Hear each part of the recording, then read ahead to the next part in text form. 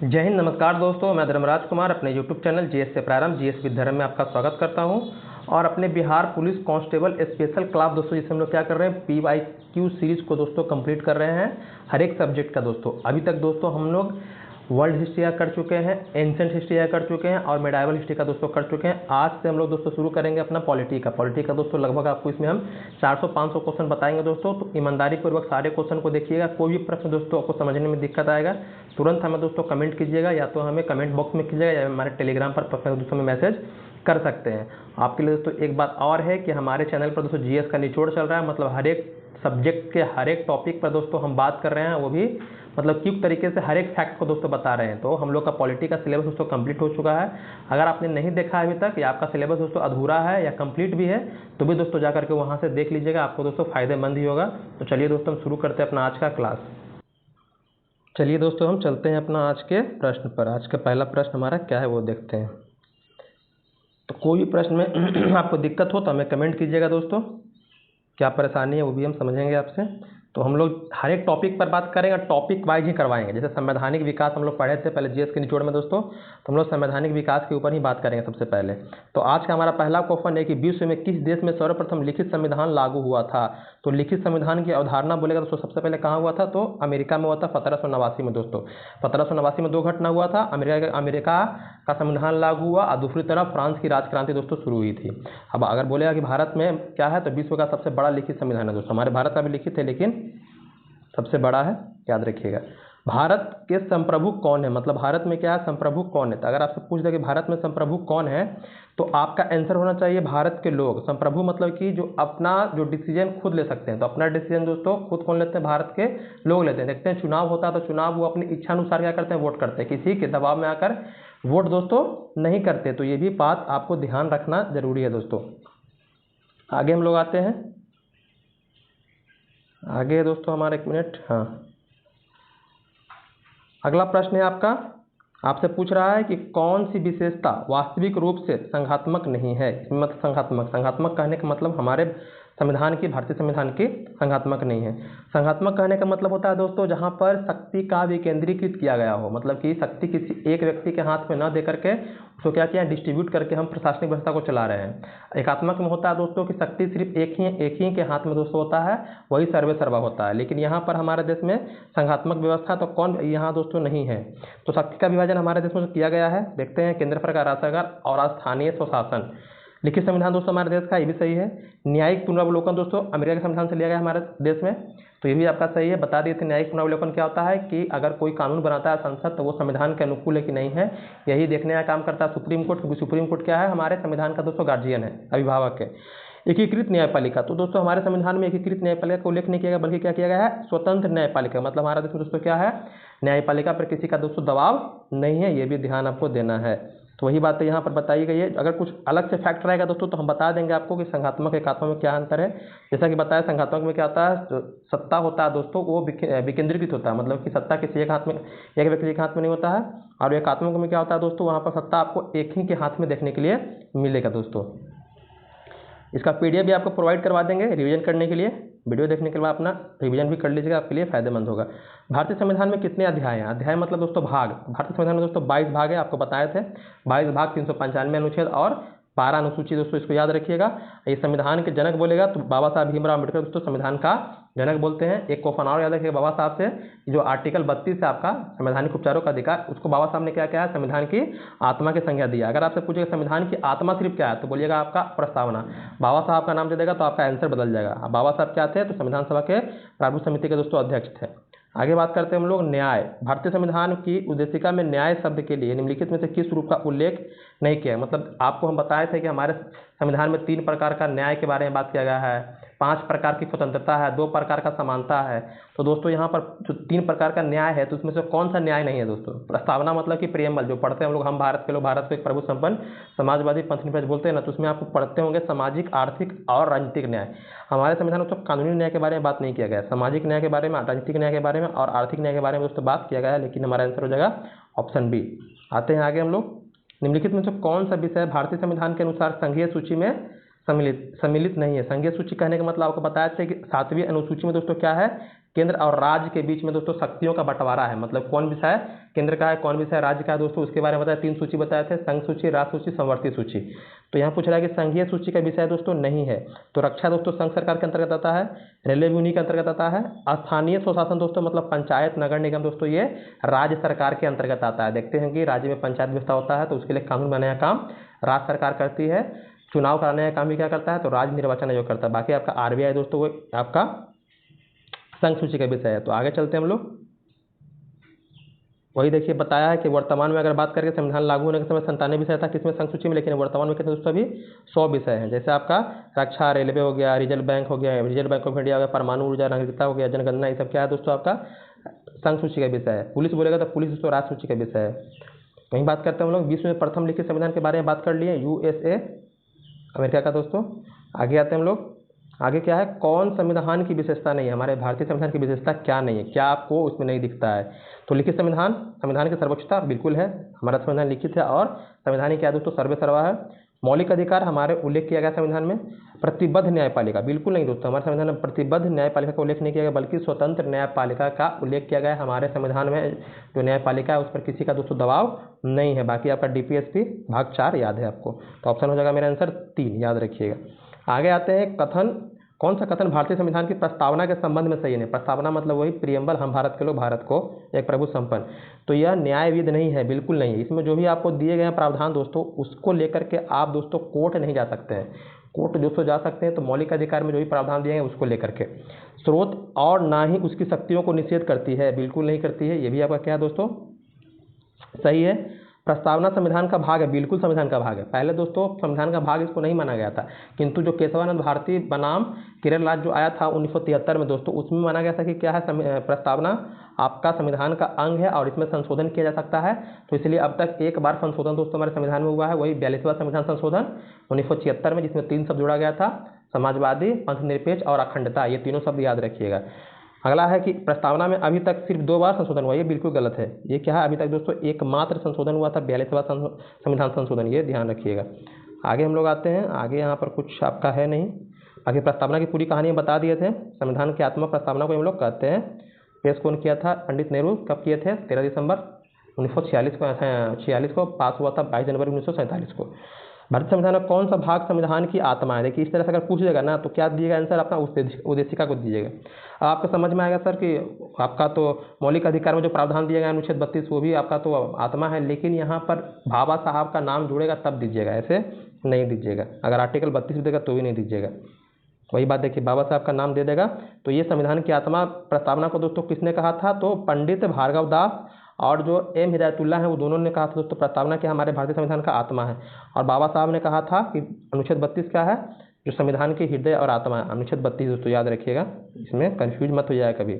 संविधान सभा ने संविधान का निर्माण कब पूर्ण किया, कब मतलब संविधान पूर्ण हुआ दोस्तों, पूर्ण मतलब कि बनकर तैयार हो गया। तो हमारा संविधान बनकर के 26 नवंबर 1949 दोस्तों बन गया था, लागू हुआ था 26 जनवरी। जब तक दोस्तों लागू नहीं बोलेगा तब तक आप 26 जनवरी 1950 को टिक नहीं कीजिएगा, ये ध्यान रखिएगा मेरी बातों को। अगर आपको लग रहा हो दोस्तों हम स्पीड बोल रहे हैं तो थोड़ा सा स्पीड कम कर लीजिएगा, क्योंकि आपको यूट्यूब में सुविधा दिया है, क्योंकि हमको दोस्तों 400-500 क्वेश्चन कराना है, तो थोड़ा हम तेज़ ही कराने का प्रयास में लगे हुए हैं। क्योंकि आपके पास दोस्तों 1 महीना का टाइम है, 1 महीना में है दोस्तों हमको पूरा सिलेबस कंप्लीट करना है।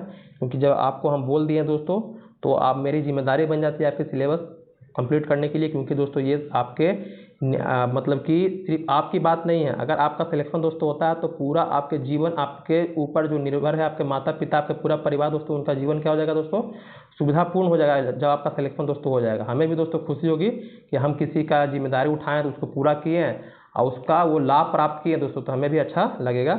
इसलिए बोलते हैं कि और भी जो आपके दोस्त होंगे, मित्रगण होंगे, जो दोस्त तैयारी कर रहे हैं, उनको ज़रूर बोलिएगा क्लास करने के लिए। क्योंकि हम देख रहे हैं कि आपका जो नहीं भी पढ़े हैं बच्चे उनके लिए दोस्तों ये लाभदायक है। जिनका सिलेबस कंप्लीट नहीं है, जिनका सिलेबस कंप्लीट है उनके लिए दोस्तों बहुत अच्छा है, जिनका नहीं भी है दोस्तों उनके लिए भी दोस्तों क्या है, रामबाण साबित होगा। क्योंकि हम आपका थ्योरी के साथ दोस्तों आपका PYQ करवा दे रहे हैं। आगे आते हैं, कौन सी भारतीय संविधान की विशेषता नहीं है। वही विशेषता नहीं है तो क्या है, संघात्मक प्रणाली हमारे देश में है दोस्तों, कनाडा का संविधान से लिया गया। संघात्मक जहाँ बोल देगा समझिएगा शक्ति का विकेंद्रीकरण। एक अलिखित संविधान। दोस्तों हमारे देश में अलिखित नहीं है, क्या है, हमारा संविधान लिखित है। अलिखित संविधान किसका है? तो इंग्लैंड के संविधान का। बाकी संविधान सभा द्वारा निर्मित है हमारा संविधान, बिल्कुल है। संसाधन प्रणाली है, बिल्कुल है।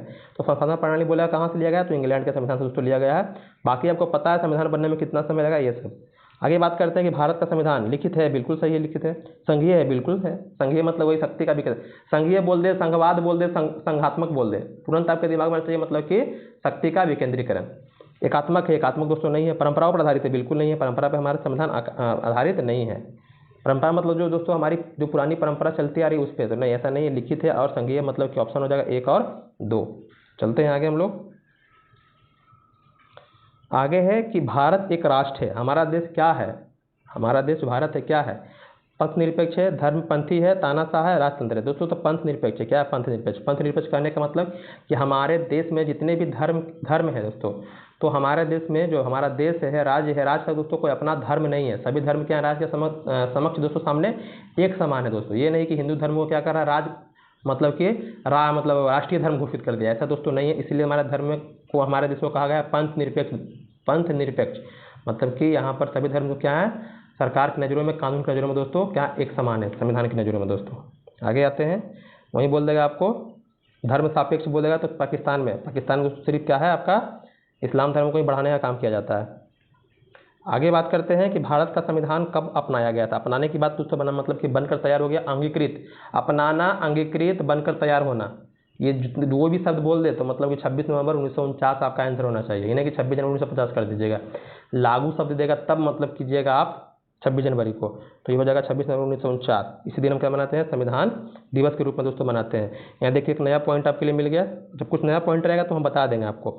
जो संविधान, ऐसे तो बताएं आपको कि संविधान सभा में जो आपका संविधान सभा की जो बात, हमें संविधान को पहली बार संविधान सभा बनाने की बात किसने की थी? तो 1934 में दोस्तों एम एन राय ने दोस्तों क्या की थी, सबसे पहले संविधान सभा बनाने का विचार दिया था दोस्तों। ये ध्यान रखिएगा 1934 में। अब आते हैं संविधान के स्रोत पर कि संविधान का स्रोत क्या क्या है। हम बताएं कि हमारे देश में जितने भी प्रावधान हैं, कुछ कुछ ऐसे प्रावधान हैं दोस्तों जो अलग अलग संविधान से लिए गए हैं। इंग्लैंड का, फ्रांस का, अमेरिका का, जापान का, जर्मनी का, साउथ अफ्रीका का दोस्तों, इस तरह से। लेकिन सबसे ज़्यादा जो प्रभाव पड़ता है हमारे संविधान पर वो 1935 का दोस्तों जो अधिनियम आया है, उससे ज़्यादा सबसे ज़्यादा दोस्तों क्या है, उपबंध लिया गया है। लगभग 250 अनुच्छेद दोस्तों इसी से लिया गया है, याद रखिएगा। तो भारतीय संविधान का संसदीय लोकतंत्र तथा न्यायिक सर्वोच्चता, संसद मतलब कहाँ से लिया गया है, तो हमारे देश में शासन कौन कर रहा था, तो अंग्रेज। तो संसद कहाँ से लिया गया दोस्तों, तो अंग्रेज मतलब कि इंग्लैंड के संविधान से लिया गया, तो इंग्लैंड तो होगा हमारा। और न्यायिक सर्वोच्चता मतलब कि न्यायपालिका के बारे में बताया, तो न्यायपालिका दोस्तों हमारे देश में अमेरिका के संविधान से लिया गया। तो क्या हो जाएगा हमारा यूएसए और मतलब ब्रिटेन और यूएसए, मतलब ऑप्शन हो जाएगा डी हमारा। तो यहाँ पर कुछ कुछ दिया है आप, अमेरिका से प्रस्तावना, मौलिक अधिकार हो गया, न्यायपालिका स्वतंत्रता हो गया, निर्वाचन मंडल हो गया, उपराष्ट्रपति का पद हो गया, ये सब दोस्तों अमेरिका से लिया गया है। ब्रिटेन से बोलेगा तो संसद की, सरकार की संसदीय प्रणाली, एकल नागरिकता हो गया। कनाडा से आपका वही संघीय प्रणाली, शक्ति का विकेंद्रीकरण। आयरलैंड हो गया राज्य की नीति निषेधक मतलब डीपीएसपी। ये सब हम दोस्तों बता चुके हैं आपको। वही बात करता है कि भारतीय संविधान को केंद्रीकृत प्रवृत्ति वाला संघ के रूप में किसने परिभाषित किया। मतलब कि इसमें कहा गया है कि जो हमारा भारतीय संविधान है उसमें जो आपका संघ है वो क्या है दोस्तों, मजबूत है। मतलब कि केंद्रीकृत किसने कहा है, तो ये दोस्तों एक आपके विद्वान हैं जो आपके हैं आइवर जेनिक्स। इनका मानना है कि भारतीय संविधान में जो केंद्र है, केंद्र को, संघ को दोस्तों क्या किया गया, ज़्यादा पावरफुल बनाया गया। ये बात दोस्तों सही है। हमारे तो संघात्मक व्यवस्था है, लेकिन दोस्तों जो आपका संघ है दोस्तों उसको क्या किया गया है दोस्तों, मतलब कि ज़्यादा पावरफुल, ज़्यादा पावर दोस्तों दिया गया है। इसीलिए कोई मतलब बहुत सारे विद्वान जो होते हैं वो कहते हैं कि जो भारत में है क्या हो, संघात्मक और एकात्मक दोनों का मिश्रण दोस्तों, इसी को देख करके बोलते हैं। और एक पॉइंट यहाँ ये भी याद रखना है कि भारत संविधान जो है दोस्तों वकीलों का स्वर्ग है, क्योंकि दोस्तों भारत का जो संविधान निर्माण करने वाले जो निर्माणकर्ता थे उनमें दोस्तों जितना भी देखिएगा सब वकील थे। बाबा साहब भीमराव अम्बेडकर का नाम ले लीजिए, सरदार वल्लभ भाई पटेल का नाम लीजिए, डॉक्टर राजेंद्र प्रसाद जी का नाम ले लीजिए, पंडित नेहरू जी का नाम ले लीजिए, जितने भी थे दोस्तों सब क्या थे, आपके वकील वर्ग से ही दोस्तों आते थे। अब आते हैं हम लोग दोस्तों यहाँ पर क्या करना, मिलान करना। मौलिक अधिकार कहाँ से, तो अमेरिका के संविधान से लिया गया है। डीपीएसपी तो आयरलैंड के संविधान से। संसदीय सरकार मतलब कि संसद जहाँ बोलेगा इंग्लैंड जाना है आपको। केंद्र राज्य के संबंध के बीच में दोस्तों यही आपका कनाडा हो जाएगा, वही केंद्र राज्य मतलब कि शक्ति का विकेंद्रीकरण, संघात्मक व्यवस्था। तो यहाँ पर मिला लीजिएगा। आगे आते हैं हम लोग। आगे है कि प्रस्तावना कहाँ से लिया गया था। प्रस्तावना के बारे में बता दिया अमेरिका। यहाँ पर देखिए कुछ कुछ प्रावधान दिया गया है अमेरिका के बारे में, क्या क्या लिया गया था बताए थे आपको। मौलिक अधिकार हो गया, न्यायिक पुनरावलोकन, वही क्या करना है, समीक्षा करना कि संविधान के अनुकूल है कि नहीं, संविधान की सर्वोच्चता, न्यायपालिका स्वतंत्रता, राष्ट्रपति पर जो महाभियोग लगता है ये भी अमेरिका से लिया गया। उपराष्ट्रपति का पद हो गया उच्चतम उच्च न्यायालय के न्यायाधीश को हटाने की प्रक्रिया दोस्तों। और वित्तीय आपातकाल के बारे में बताया था आपको। सिर्फ आपातकाल बोल देगा तो यहाँ दोस्तों आपका जर्मनी जाएगा, लेकिन वित्तीय आपातकाल बोल देगा तो कहाँ जाइएगा, अमेरिका जाइएगा। न्यायिक पुनरावलोकन दोस्तों वही बता दिए, जुडिशियल रिव्यू क्या होता है, मतलब कि कोई भी कानून बना तो वो संवैधानिक है कि नहीं है उसको देखने का काम होता है दोस्तों। कौन करता है, सुप्रीम कोर्ट करता है। तो ये कहाँ से लिया गया है, तो यूएसए से लिया गया दोस्तों, ये बात याद रखिएगा। आगे आते हैं हम लोग। आगे हमारा संघ एवं राज्य क्षेत्र मतलब भाग एक में दोस्तों यूटी के बारे में और आपके बात किया गया है राज्य के बारे में, 28 राज्य और 8 यूटी के बारे में। वहीं बताया था अनुच्छेद में 2 देश का, हमारे जो देश है उसका 2 नाम लिया गया, भारत और इंडिया। आते हैं हम लोग, भारत का संविधान भारत को वर्णित करता है तो क्या करता है, तो राज्यों के संघ के बारे में। हमारा भारत क्या दोस्तों, राज्यों का संघ है जो 28 राज्य और 8 यूटी से मिलकर बना हुआ है, यही आपका अनुच्छेद 1 में कहा गया है। झारखंड देश से कौन सा राज्य बना है, झारखंड दोस्तों हमारे बिहार से अलग हुआ था 15 नवंबर 2000 को। तो कौन से नंबर का राज्य था दोस्तों, तो ये बना था आपका 28वां राज्य। कौन सा राज्य दोस्तों, 28वां राज्य बना था। 29वां आपका बना था आपका कौन, तेलंगाना 2014 में। लेकिन अभी वर्तमान में कितना दोस्तों आपका 28 राज्य हैं, ये ध्यान रखिएगा। जम्मू कश्मीर को क्या बना दिया गया, यूटी बना दिया गया। अब आते हैं कौन सा भारत का संघीय क्षेत्र है। संघीय क्षेत्र मतलब कि यूटी है, इसमें से कौन सा आपको यूटी लग रहा है, मतलब कि केंद्र शासित प्रदेश लग रहा है। शब्द को पकड़िएगा, ये राज्य है अरुणाचल प्रदेश, मिजोरम राज्य है आपका, मेघालय राज्य है और दादर नगर हवेली क्या है दोस्तों, यूटी है। ये आपका जो गुजरात वाला क्षेत्र है पश्चिम भारत, वहाँ दोस्तों आपको देखने के लिए मिलता है। आगे बात करते हैं संघात्मक सरकार में क्या होता है, तो शक्ति का विकेंद्रीकरण होता है। राज्य सरकार, केंद्र सरकार और स्थानीय स्वशासन में दोस्तों आपको क्या मिलता है, हमारे देश की प्रशासनिक व्यवस्था को मतलब कि विकेंद्रित करके दोस्तों चलाया जा रहा है। तो हम आते हैं आगे, तो भी आप समझ गए होंगे। इस तरह से कुछ शब्द देगा, शब्द समझिएगा तो आप आंसर अपन दोस्तों अपना आसानी से दे दीजिएगा। अब आते हैं आगे हम लोग। आगे है कि भारत में राज्यों का आज़ादी के बाद पुनर्गठन मुख्यतः किस आधार पर किया गया था। जिस आधार पर किया गया था कौन सा था, तो बता दिए थे कि भाफाई आधार पर किया गया था। मतलब भाफा के आधार पर दोस्तों राज्यों का पुनर्गठन बनने की प्रक्रिया शुरू हुई थी। पहला राज्य कौन था, तेलंगाना आपका आंध्र प्रदेश 1953 में बना था दोस्तों। उसी में क्या बना था आपका राज्य पुनर्गठन आयोग बना था, अधिनियम बोलेगा तो 1956 में बना था। फजल अली जो समिति बनी थी उन्हीं की अनुशंसा पर। फजल अली क्या थे, तो राज्य पुनर्गठन आयोग के दोस्तों आपके अध्यक्ष थे। तो ये सारी बात कर चुके थे। उसमें क्या थे, 3 लोग थे जो फजल अली थे। एक आपके उसमें अध्यक्ष हो गए फजल अली खुद, एक और 2 अन्य थे दोस्तों आपके हृदयनाथ कुंजरू और के एम पन्नीकर। हृदयनाथ कुंजरू कौन थे, के एम पन्नीकर, ये भी याद रखिएगा। तो उसमें दोस्तों 14 राज्य और 8 आपके 6 के धार्मिक प्रदेश बने थे। 14 राज्य और 6 यूटी दोस्तों बना था राज्य पुनर्गठन अधिनियम जो था भाफा के आधार पर, ये भी ध्यान रखना है आपको। संघ और राज्य के मध्य विपत्रों के वितरण साइबर कानून की सूची के अंतर्गत आता है, तो जो संवर्धित सूची के अंतर्गत आते हैं। तो साइबर कानून होता है जो हो वो क्या होता है, उस पर अधिकार मतलब कि कानून बनाने का मतलब जो विषय है वो तो संवर्ती का है। मतलब उसको सरकार मतलब केंद्र सरकार भी बना सकती है कानून और राज्य सरकार भी बना सकती है, ये भी याद रखना है आपको। भारत क्या है, भारत दोस्तों एक राज्यों का संघ है, बता दिया था। भारत क्या है दोस्तों, एक राज्य का संघ है। राज्य मतलब कि 28 राज्य और 8 यूटी। अब आपको हम बोलते हैं कि राज्यों का संघ है, राज्यों का संघ मतलब ये क्या है, मतलब कि दोस्तों जो भारत के राज्य 28 राज्य है। तो बिहार चाह रहा है कि हम भारत से अलग होकर के अपना एक देश बना लेते, तो ऐसा नहीं हो सका दोस्तों। मतलब क्या है, भारत मेरा ऐसा नहीं सकता। लेकिन वही अमेरिका में हम लोग बात करें तो क्या होगा दोस्तों, अमेरिका में वहाँ पर अलग हो सकता है। मान लीजिए वहाँ पर 50 से 51 जो राज्य है वो चाह रहे हैं कि क्या, मान लीजिए कैलिफोर्निया चाह रहा है कि हम क्या करें अपना अलग होकर के, कोलंबिया कैलिफोर्निया तो अपना अलग देश है आपका, ये चाह रहा है कोलंबिया चाह रहा है कि क्या करें हम वहाँ से अलग होकर के अपना एक देश बना लें, तो वो दोस्तों कर सकते हैं, ये याद रखिएगा।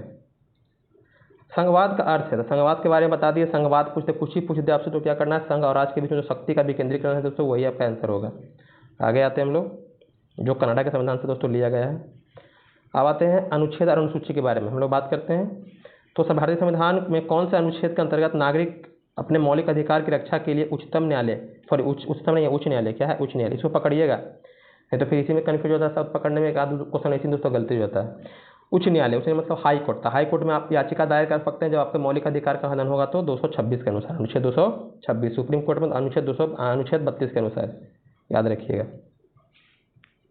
आगे हम लोग बात करते हैं कि कुछ राज्यों को संघ से अनुदान मतलब वही क्या मिलता है दोस्तों, सब्सिडी मिलता है जो। तो ये किस अनुच्छेद में दोस्तों ये बात किया गया था, अनुच्छेद 275 में दोस्तों ये बात किया गया है, जहाँ केंद्र राज्य संबंध के बीच में बात किया गया है आपका वित्तीय संबंध दोस्तों, वहीं पर क्या है आपका अनुच्छेद 275 में दोस्तों ये कहा गया है कि केंद्र क्या कर सकता है कुछ राज्यों को मतलब कि अनुदान भी दोस्तों दे सकता है उनको ज़रूरत के हिसाब से दोस्तों। वही बात करते हैं कौन सा अनुच्छेद कुछ मामलों में उच्च न्यायालय में स्थानांतरण से संबंधित है। स्थानांतरण मतलब कि दोस्तों देखते हैं क्या करते हैं, मतलब जज होते हैं, जैसे पटना हाईकोर्ट के जज वो कर दिए हम क्या, तो इलाहाबाद हाईकोर्ट में ट्रांसफर, इलाहाबाद तो कर दिए हम कहाँ, तो बम्बई हाईकोर्ट में दोस्तों। तो इस तरह से जो स्थानांतरण की प्रक्रिया होती है राष्ट्रपति करते हैं, लेकिन कौन से अनुच्छेद के अनुसार, तो ये 228। कौन सा अनुच्छेद दोस्तों, 228। आगे आते हैं अब, आइए अब आगे बात करते हैं अगला क्वेश्चन। अगला सुमेलित करना है आपको, क्या करना है, सुमेलित करना है। ग्राम पंचायत कौन से अनुच्छेद में, तो बताया था डीपीएसपी का भाग है अनुच्छेद 40 आपका। समान नागरिक संहिता बता दिए, समान नागरिक संहिता, तो जहाँ पर दोनों समान हो, समान दोनों कहाँ है, तो यहाँ 4। कृषि एवं पशुपालन, कृषि एवं पशुपालन आपका अनुच्छेद 48 में आता है। और कार्यपालिका न्यायपालय प्रकटीकरण अनुच्छेद 50 में आता है। तो ये आपको इस तरह से मिला लीजिएगा, ये हम सभी अनुच्छेद के बारे में चर्चा कर चुके थे आपके जीएस के निचोड़ में। तो यही है दोस्तों। आगे आते हैं, अनुच्छेद 370 नाम सुने होंगे, बहुत ही फेमस था। किस राज्य के विशेष प्रावधान था इसमें, तो इसमें जम्मू कश्मीर का था, जो 2019 में जो हमारी सरकार थी मोदी जी की, उन्होंने क्या किया दोस्तों, इसको खत्म कर दिया गया दोस्तों, याद रखिएगा। अब आते हैं आगे, स्वतंत्रता का अधिकार से संबंधित आर्टिकल की संख्या है, तो इसमें से कौन सा आर्टिकल है जिसमें स्वतंत्रता का अधिकार का उल्लेख किया गया है। 12 तो नहीं है दोस्तों, 15 आपका समानता का अधिकार, 17 भी आपका समानता का अधिकार है। 15 में क्या है, 17 में क्या है, 17 में आपका अस्पृश्यता का अंत, और 15 में धर्म जाति मूल स्थान के बारे में बता दिए थे, क्या है, विभेद नहीं करना है। तो 19 आपका है दोस्तों स्वतंत्रता का अधिकार, जिसमें 6 प्रकार की स्वतंत्रता के बारे में बता दिए थे। बाकी हमारे संविधान में वर्तमान में दोस्तों 6 क्या है, मौलिक अधिकार है। 7वां था जिसको 44वें संशोधन द्वारा 1978 में दोस्तों निकाल देगा, संपत्ति का अधिकार, इसको 300A में डाला गया है। ये सारी बातें हम कर चुके हैं। आगे बात करते हैं कौन से अनुसूची में भाषाओं का उल्लेख किया गया है, तो दोस्तों 8वीं अनुसूची में बताए थे, मूल संविधान में 14, बाद में दोस्तों क्या होता है 21वां संविधान संशोधन, 71वां और 92वां संविधान संशोधन के द्वारा 8 भाषा दोस्तों जुड़ता है, मतलब 21वां के द्वारा आपका 1 सिंधी, आपका 71वां के द्वारा 3 नमक बताए थे, नमक, नेपाली, मणिपुरी और कोंकणी, और 92 नंबर के द्वारा दोस्तों 4 जुड़ता है आपका बोडो, संथाली, डोगरी, और इस तरह से दोस्तों जुड़ा जाता है। तो कितना हो गया 22। तो ऐसे याद रखिएगा। तो वर्तमान में कितना है आपका दोस्तों, तो वर्तमान में आपका कितना अनुसूची में, 8वीं अनुसूची में दोस्तों 22 भाषा का उल्लेख किया गया है। आगे आते हैं, आगे पूछता है कि भारतीय संविधान के 11वीं अनुसूची के अंतर्गत पंचायत के 29 कार्यों का उल्लेख, आपको बताया था कि पंचायती राज के अंतर्गत 29 कार्य हैं, और नगर दोस्तों शासन उसके दोस्तों कितना है 18 कार्य। तो दोस्तों इसका उल्लेख कहाँ किया गया है, कौन से अनुच्छेद में, तो इसका उल्लेख दोस्तों अनुच्छेद 243G में किया गया है। अब आपके लिए दोस्तों ये समस्या बन जाता होगा पंचायत, हम बताएं कि पंचायत का अनुच्छेद आपके लिए बिहार के एग्जाम के लिए दोस्तों याद रखना जरूरी है, क्योंकि आप स्थानीय स्वशासन में पंचायती राज व्यवस्था दोस्तों वो बिहार के हर एक एग्जाम में दोस्तों आपसे पूछता है, कब लागू हुआ, बिहार पंचायती अधिनियम कब बना, 73वां संविधान संशोधन कब हुआ, पंचायती राज दिवस कब मनाते हैं, उसका अनुच्छेद। तो इसका 16 अनुच्छेद है, 16 अनुच्छेद को दोस्तों हम अलग से एक शॉर्ट वीडियो बना करके आपको एकदम समझा देंगे, एकदम आसानी से, एकदम ट्रिक से समझा देंगे कि उसको आप जीवन पर्यंत याद रखिए, उसको भूलिए नहीं। बस ये जी याद रखिएगा। जी में क्या है दोस्तों, पावर के बारे में, पार्ले जी बिस्कुट खाते हैं तो क्या होता है पार्ले जी, जी4 क्या मिलता है, पावर मिलता है। तो ये जो कार्य होता है दोस्तों, कार्य, जिम्मेदारी, या ऐसे याद नहीं रहेगा, तो बस याद रखिएगा जो कार्य है, कार्य मतलब कि आपके प्रति मतलब आपको एक जिम्मेदारी दी गया है, क्या दिया गया, जिम्मेदारी दिया गया। तो जिम्मेदारी की बात कर देखिए, जी से क्या कर लीजिएगा, जिम्मेदारी कर लीजिएगा, जी से शब्द मान लीजिएगा जिम्मेदारी, तो कार्य से पकड़ लीजिएगा जिम्मेदारी दिया गया। तो ये आपका 243G में है दोस्तों। आते हैं आगे हम लोग, आप बात करते हैं धन विधेयक। धन विधेयक के बारे में बता दिए थे, 110 में किया गया है। कौन इसका निर्णय करता है, तो जो लोकसभा अध्यक्ष होते हैं दोस्तों वही डिसाइड करते हैं कौन विधेयक धन विधेयक है कौन नहीं है। ये आपका अनुच्छेद 108 संयुक्त अधिवेशन के बारे में, और अनुच्छेद 117 दोस्तों वित्त विधेयक के बारे में दोस्तों ये इसमें बात किया गया है दोस्तों। ये हो गया, हम लोग बात कर चुके थे इसके बारे में, धन विधेयक के बारे में। धन विधेयक पेश कहाँ होता है, सिर्फ लोकसभा में पेश होता है, और राज्यसभा में दोस्तों मात्र 14 दिनों के लिए रख सकता है। 117 में क्या है दोस्तों बताएं अभी, वित्त विधेयक के बारे में क्या है, वित्त विधेयक के बारे में। तो इस तरह से याद रखिएगा, जब राज्यसभा के उपसभापति को उसके पद से हटाने का संकल्प विचाराधीन हो, तब उसका पीठासीन होने के संबंध में निम्न से कौन सा अनुच्छेद होगा। राज्यसभा के जो क्या है सभापति, उपसभापति हैं दोस्तों, उनको हटाना है, तो ये उसका उल्लेख दोस्तों अनुच्छेद 92 में किया गया है। किस में किया गया है, 92 में। हम बताएं कि कोई भी व्यक्ति किसी पद पर हो, किसी से बड़ा पद पे हो, अगर वो दोस्तों ठीक तरीका से काम नहीं कर रहा है, संवैधानिक तरीके से काम नहीं कर रहा है, तो उसको दोस्तों हटाने का प्रावधान हमारे संविधान में दोस्तों दिया गया। कोई भी हो दोस्तों, यहाँ राष्ट्रपति हो, प्रधानमंत्री हो, कोई भी हो दोस्तों, तो याद रखिएगा 92 में दोस्तों राज्यसभा के उपसभापति के बारे में बात किया गया है। आते हैं आगे हम लोग, आगे है नीति निर्देशक तत्व जो है वो न्याय योग्य नहीं है। तो नीति निर्देशक तत्व आयरलैंड के संविधान से लिया गया है, भाग 4 में है। अनुच्छेद अगर बोलेगा तो 36 से लेकर के 51 के बीच में दोस्तों इसका उल्लेख किया गया है। 36 में दिया है राज्य का परिभाषा और 37 में दिया गया है कि राज्य का नीति निषेध मतलब डीपीएसपी है, उसमें जो ही प्रावधान दिए गए उसको लेकर के आप कोर्ट नहीं जा सकते हैं। मौलिक अधिकार में जो भी प्रावधान दिए गए उसको लेकर कोर्ट जा सकते हैं, लेकिन आप डीपीएसपी में दोस्तों यही आपका प्रमुख अंतर है क्या, भाग 3 और भाग 4 में। तो ये दोस्तों अनुच्छेद 37 में बात किया गया है। अब आते हैं आगे हम लोग दल बदल के बारे में बता दिए थे। दल बदल किसमें है, तो बस 10 दल बदल 10 है 10वीं अनुसूची। 52वां संविधान संशोधन 1985 में दोस्तों इसके बारे में हम बता दिए थे, अनुसूची आपको अच्छे से याद करवा दिए थे, उम्मीद करते हैं आपको याद होगा दोस्तों। अब आते हैं यहाँ पर कि मानव दुर्व्यापार, बल्लाश्रम, बंधुआ मजदूरी के बारे में बताए थे, अनुच्छेद 23-24 के बारे में बता दिए थे। 23 में क्या है, आपको बंधुआ मजदूर हो गया, बल्लाश्रम, किसी जबरदस्ती कोई काम नहीं करवा सकते हैं, तो ये दोस्तों अनुच्छेद 23 में है। 24 बोलेगा तो वो 14 वर्ष से कम उम्र के बच्चों के लिए दोस्तों, तो ये इस तरह से याद रखिएगा। आगे आते हैं हम लोग, आगे है कि कौन से अनुच्छेद में मूल कर्तव्य का उल्लेख किया गया। बता दिया था कि मूल संविधान में नहीं था, इसके लिए दोस्तों एक समिति बनी थी, सरदार सोलंकी समिति।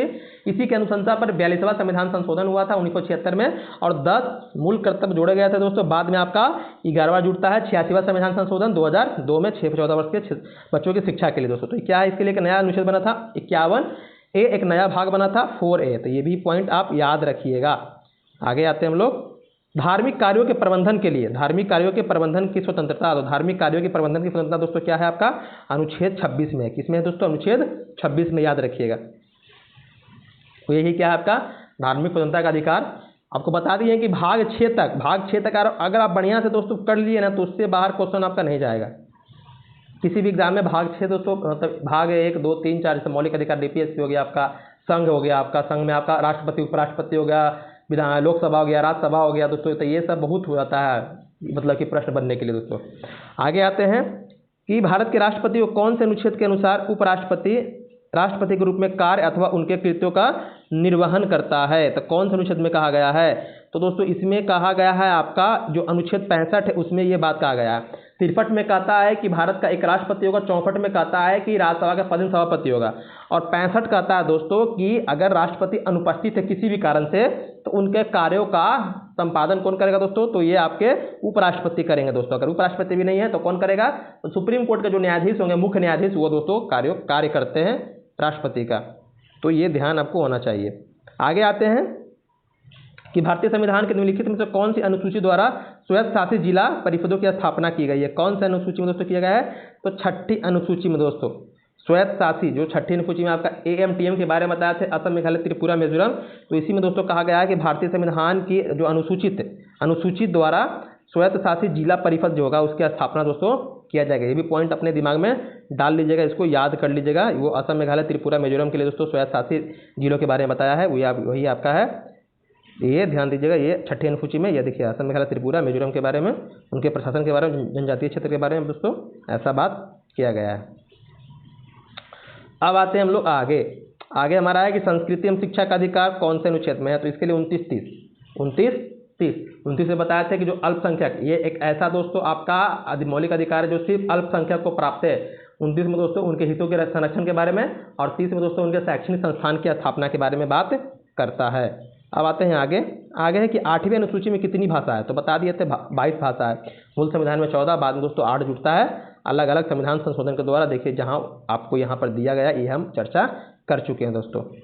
आगे आते हैं भारतीय संविधान में कितनी अनुसूचियां हैं, तो दोस्तों 12 हैं। पहले दोस्तों मूल संविधान की बात करेगा तो 8, यहीं पर बोल देगा आपसे कि भारत का मूल संविधान है उसमें कितने अनुसूची थी, तो दोस्तों हम 8 टी करेंगे, लेकिन सिर्फ बोल देगा कि भारतीय संविधान में कितनी अनुसूचियां हैं, तो 12 याद रखिएगा। मूल संविधान में 8 था, लेकिन बाद में 4 जो जुड़ता है उसके बाद 12 हो जाता है। राष्ट्रपति का अध्यादेश के बारे में बताया था 1, 2, 3, राज्यपाल का 2, 1, 3। तो अध्यादेश क्या होता है, तो अध्यादेश का मतलब होता है दोस्तों इमीडिएट तरीके से कोई कानून बनाना, ऑर्डिनेंस पास करके दोस्तों क्या कर सकते हैं, कानून बना सकते हैं। मान लीजिए कि संसद बैठक में नहीं है, संसद क्या है दोस्तों, बैठक में नहीं है, तो बैठक में न होने के कारण क्या करते हैं, राष्ट्रपति के पास दोस्तों ये पावर दिया गया संविधान में कि देश हित में कोई कानून बनाना है तो वो क्या कर सकते हैं दोस्तों, अध्यादेश जारी करके वो कानून बना सकते हैं। लेकिन उसकी जो अधिकतम सीमा होगी 6 सप्ताह के लिए होगी। 6 सप्ताह के अंदर क्या करना है, उसको संसद से दोस्तों पास करवाना है, जब संसद क्या हो जाए, बैठक में आ जाए दोस्तों। तो यहाँ पर 1, 2, 3 याद रखिएगा। अब आते हैं आगे, वही राज्यपाल के बारे में बताया था 2, 1, 3। भारतीय संविधान में कौन सा अनुच्छेद नागरिकता से संबंधित है? तो ये 5 से 11। आपको बताया था नागरिकता से ज़्यादा प्रश्न नहीं करता है आपसे। वही नागरिकता कहाँ से लिया गया है, कौन से हमारे देश में नागरिकता है, और अनुच्छेद है कहाँ से कहाँ तक, भाग कौन सा है। तो दोस्तों इस तरह से आप याद रखिएगा। बाकी यहाँ पर दिया गया आपको, देखिए 5 से 11 में जन्म से भारत का नागरिक हो, पाकिस्तान से अपवर्ड मतलब पाकिस्तान से जो लोग आए हैं उनके बारे में है, या भारत से पाकिस्तान गए हैं उनके बारे में है, जिनका जन्म भारत में हुआ है परंतु विदेश में रहते हैं उनके नागरिकता के बारे में। तो इस तरह से प्रावधान दोस्तों दिए गए हैं। और जो इस सब जो कानून बनाता है नागरिकता कानून दोस्तों, ये बनता है आपका संसद बनाता है। इसके लिए तो एक नागरिकता अधिनियम बना है आपका 1955। क्या बना है आपका? नागरिकता अधिनियम 1955, याद रखेगा। ऐसे पूछ दे कि संविधान लागू होने के बाद या संविधान में नागरिकता अधिनियम का उल्लेख किया गया, कब किया गया, कब बना है? तो 1955 में बना है दोस्तों। जितने भी आपका संशोधन होता है वो दोस्तों इसी में होता है, 1955 में ही होता है। अब धन विधेयक के बारे में, धन विधेयक को परिभाषित किया गया है तो 110 में दोस्तों, 110(1) में। इस तरह से प्रश्न पूछता है आपसे 110(1), 110(2). तो 110 में दोस्तों धन विधेयक के बारे में बताया गया है। तो हम बताए थे धन विधेयक का उल्लेख 110 में किया गया है। डिसीजन कौन लेता है? तो लोकसभा अध्यक्ष लेते हैं। राज्यसभा के पास कोई अधिकार नहीं। धन विधेयक कहाँ पर पेश होता है दोस्तों? तो धन विधेयक दोस्तों सिर्फ और सिर्फ आपका लोकसभा में पेश होता है। ये भी बात आपको याद रखना है। आगे दिया है कि भारतीय संविधान के किस अनुच्छेद में अल्पसंख्यकों ने अपनी रुचि के शिक्षक संस्थानों के स्थापना और प्रशासन का अधिकार दिया गया है? तो ये हितों की रक्षा के बारे में बताया थे 29, तो 29(1). और यहाँ पर क्या हो जाएगा दोस्तों? शैक्षणिक संस्थान के बारे में 30 हो जाएगा। क्या हो जाएगा आपका? अनुच्छेद 30 में दोस्तों, याद रखिएगा। ये अनुच्छेद क्या हो जाएगा आपका? 30 हो जाएगा। 30(1) में दोस्तों ये बात बताई गई है, वहीं यहाँ पर देख लीजिएगा।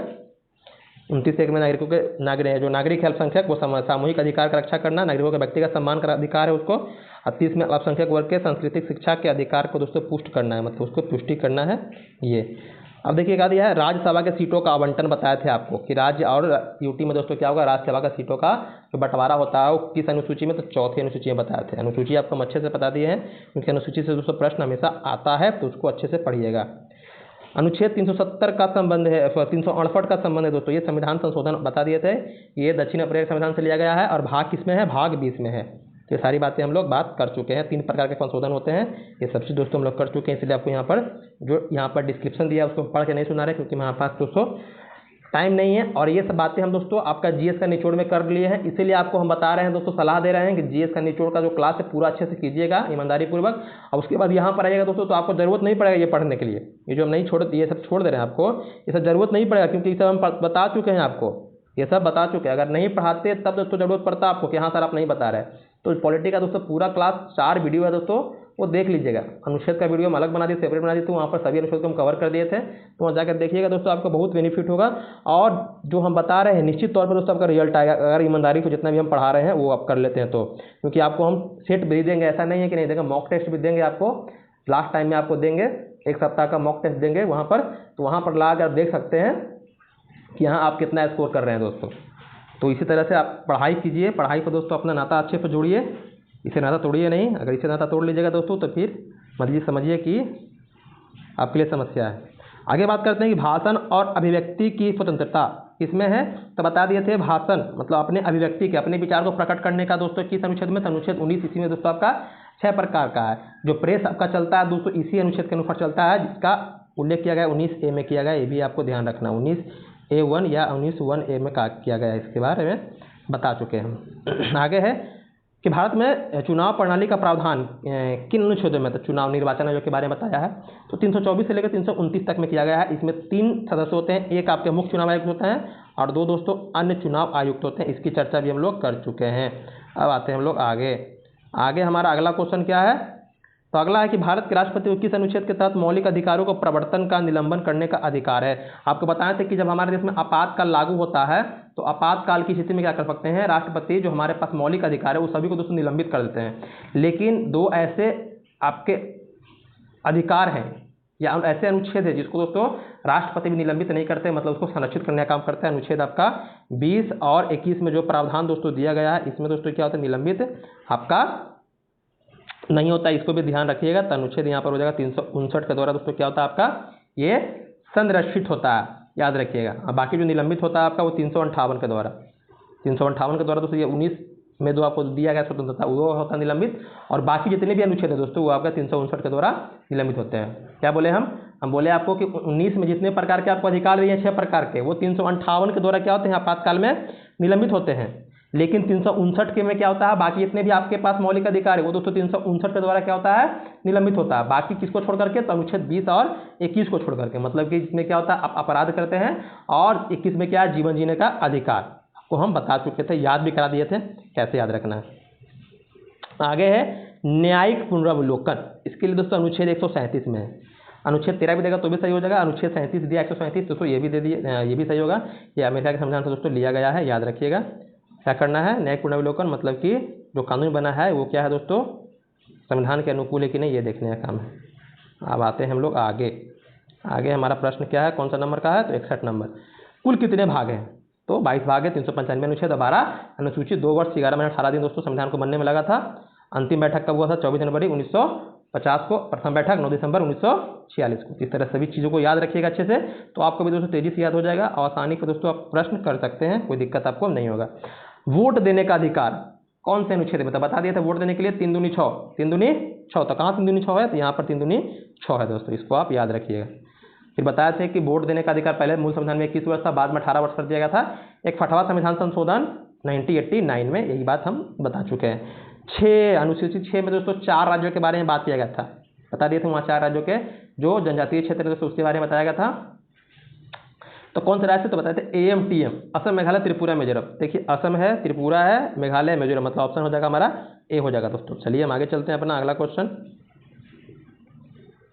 पंचायतों को सुपुर्द विषयों की सूची है, पंचायत का उल्लेख किस अनुसूची में किया गया है, तो दोस्तों इसके लिए 11वीं अनुसूची है। 12वीं अनुसूची में नगरीय स्वशासन के बारे में किया गया है। आपको हम बताए थे 73वां संविधान संशोधन 1992 के द्वारा दोस्तों ये जोड़ा गया था, एक नया अनुसूची हमारे भारतीय संविधान में। अब आते हैं कि हमारे संविधान के किस अनुच्छेद में पर्यावरण संरक्षण तथा संवर्धन का उपबंधित है। पर्यावरण को संरक्षित करने का दोस्तों हमारा क्या है, ये राज्यों का दोस्तों दिया गया काम है दोस्तों।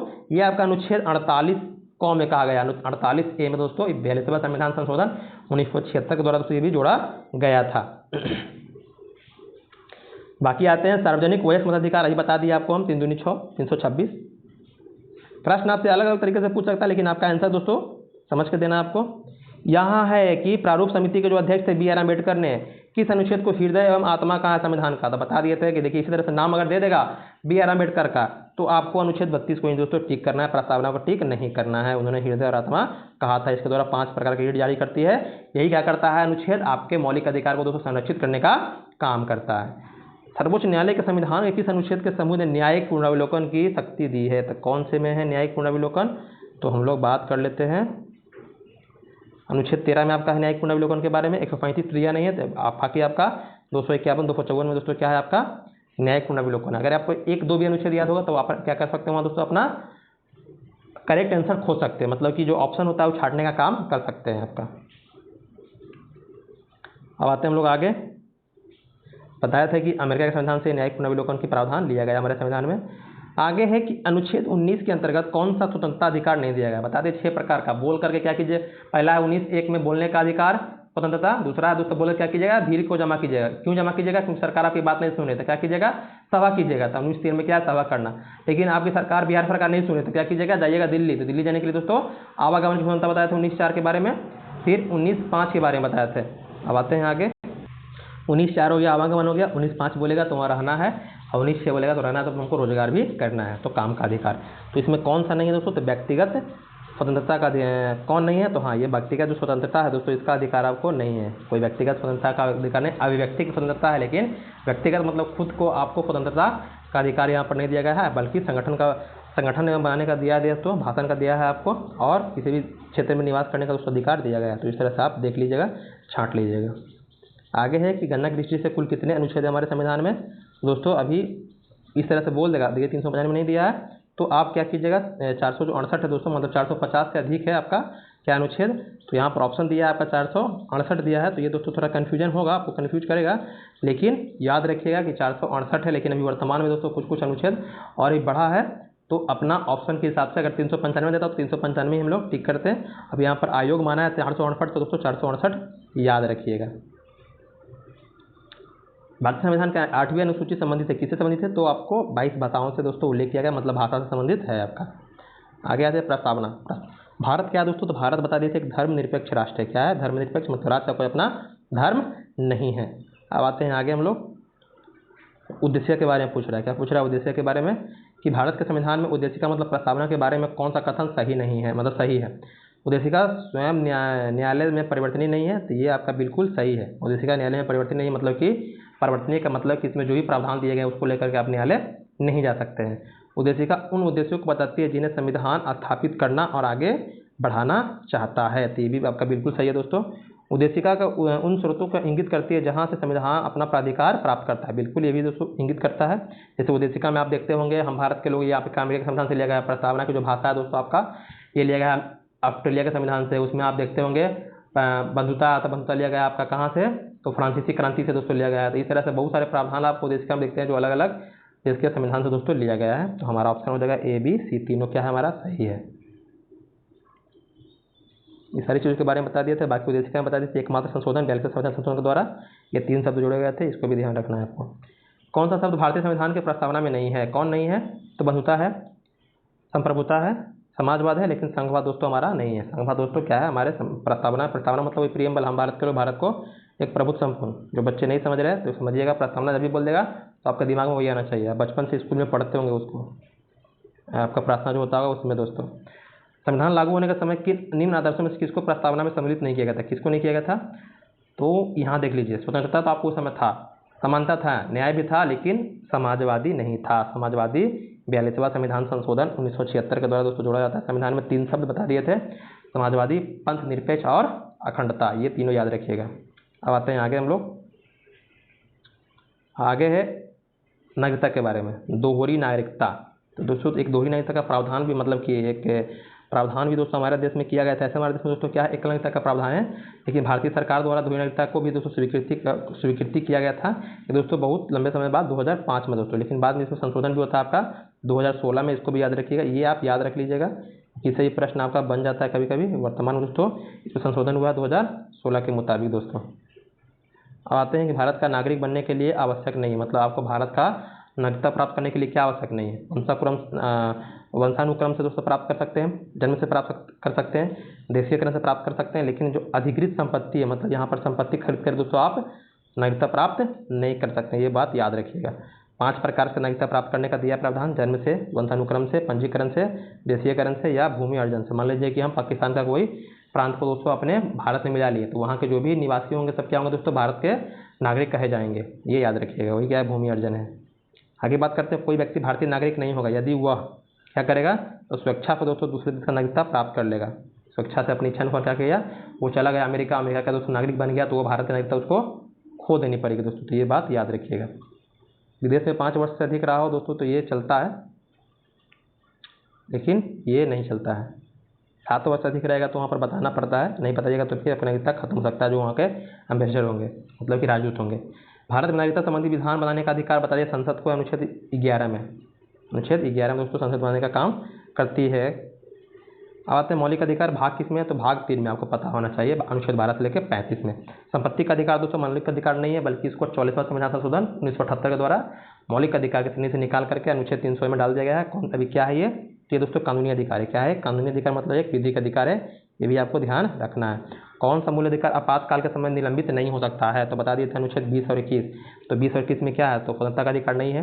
तो जीवन की सुरक्षा का अधिकार, जीवन जीने का अधिकार जो है दोस्तों, ये क्या है आपका निलंबित नहीं होगा। बाकी संवैधानिक उपचार में 32 होगा।